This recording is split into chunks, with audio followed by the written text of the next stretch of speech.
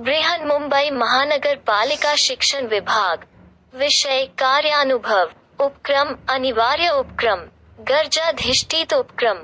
घटक आपदा प्रबंधन। उपघटक प्राकृतिक आपदाओं की जानकारी लेना। उद्बोधन केंद्र क्रमांक 9।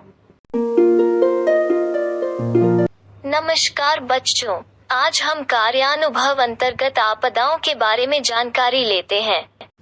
आपदा का अर्थ होता है अचानक से आने वाली आफत या दुर्घटना, जिसकी वजह से मनुष्य और बहुत सारी चीजों की हानि हो जाती है।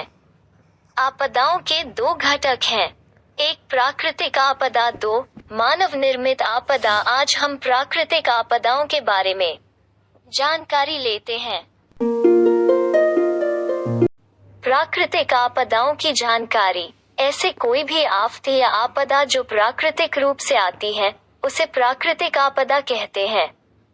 सूखा, भूस्खलन, पहाड़ का पतन, बादल फटना, तूफान, ओलावृष्टि, बाढ़, बिजली गिरना, भूकंप आदि प्राकृतिक आपदाओं के घटक हैं।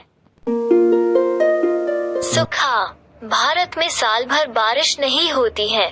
साल में सिर्फ 4 माह में कम ज्यादा बरसात होती है। इसे को सावन कहते हैं और मौसमी बारिश भी कहा जाता है। बारिश हर साल कम ज्यादा होते रहता है। बारिश कम होने पर किसान खेती नहीं उगा पाते हैं। कम पानी की वजह से फसल जल जाती है। नदी नाले कुएं में और जमीन के अंदर पानी बहुत कम होने लगता है। जानवर, इंसान, परिंदों को पीने के लिए पानी मिलने में भारी दिक्कत होती है। पानी की इस हालात को सूखा कहा जाता है। सूखा यह एक आपदा है। सूखे की वजह से कम धान उगता है।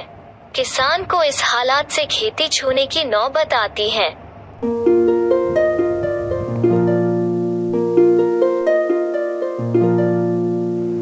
तूफान। हवा तो हमेशा बहती रहती है। सूरज की रोशनी से हवा गर्म या कम रोशनी से ठंड हो जाती है और इसी के कारण कभी कभी कहीं जगह पर हवा तेज रफ्तार से बहने लगती है। रफ्तार में बहुत भारी तेजी आती है, उसे तूफान या सैलाब भी कहते हैं। हवा काफी तेज होती है। हवा का जोर इतना भारी होता है कि सामने आने वाली कोई भी चीज को गिरा देता है। इसमें पेड़, नाव, घर और इंसानों को भारी नुकसान पहुंचता है।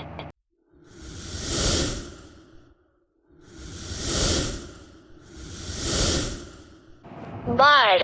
धुआंधार और तेज बारिश होने पर नदी, नाले और झरनों में ज्यादा पानी मिल जाता है। नदी का पानी बहुत बढ़ जाता है। पानी इतना बढ़ जाता है कि नदी के किनारे की खेती, बस्ती, गांव में पानी फैल जाता है। पानी की ऊंचाई इतनी होती है कि उसमें घर, मकान और कई जगह पूरी बस्ती तक डूब जाती है। इसी को हम बाढ़ कहते हैं।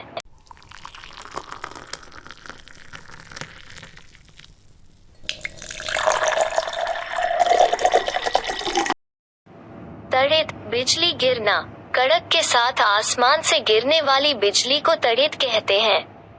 आकाश में बादलों के बीच टकराव होती है, यानी घर्षण होने से अचानक एक इलेक्ट्रोस्टैटिक चार्ज निकलती है, अर्थात तूफानी बादलों में विद्युत आवेश पैदा होता है। ये तेजी से आसमान से जमीन की तरफ आता है। इस दौरान हमें तेज कड़क के साथ आवाज सुनाई देती है और बिजली की स्पार्किंग की तरह प्रकाश दिखाई देता है। इसी पूरी प्रक्रिया को आकाशीय बिजली गिरना कहते हैं। भूकंप। भूकंप प्राकृतिक आपदा के सर्वाधिक विनाशकारी रूपों में से एक है, जिसके कारण व्यापक तबाही हो सकती है। भूकंप का साधारण अर्थ है भूमि का कंपन, अर्थात भूमि का हिलना।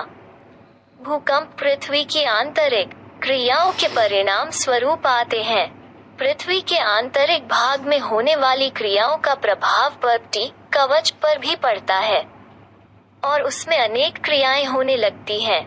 जब पृथ्वी कवच की हलचल इतनी शक्तिशाली हो जाती है कि वो चट्टानों को तोड़ देती है और उन्हें किसी भ्रंश के साथ गति करने के लिए मजबूर कर देती है। तब धरती के सतह पर कंपन या झटके उत्पन्न हो जाते हैं। कंपन ही भूकंप होते हैं।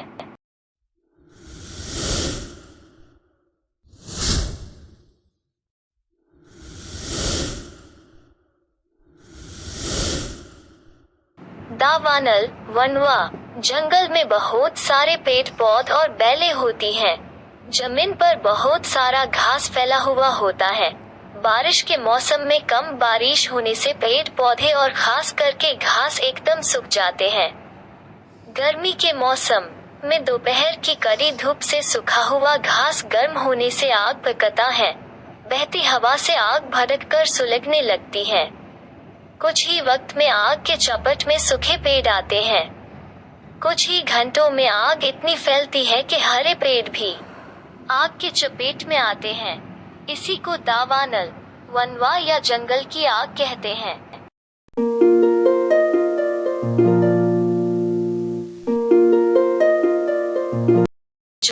ज्वालामुखी, ज्वालामुखी यानी जमीन की कमजोर दरार से पिघला हुआ गर्म लावा उछालकर जमीन पर फैल जाना। लावारस जमीन के पेट में मौजूद होता है। वो उछालकर जमीन पर आने की संभावना रहती है। ज्वालामुखी का मुख्यतः जमीन में एक स्थान होता है जिसे ज्वालामुखी मुख कहा जाता है, जहां से पृथ्वी के बहुत नीचे पिघली चट्टान, जिसे मैग्मा कहा जाता है। ज्वालामुखी फटने से पृथ्वी की सतह आता है। मैग्मा जमीन पर आने के बाद लावा कहलाता है। लावा ज्वालामुखी के मुख पर और उसके आसपास बिखर कर फैल जाता है। साथ में गैस, राख और काला धुआं भी फैल जाता है।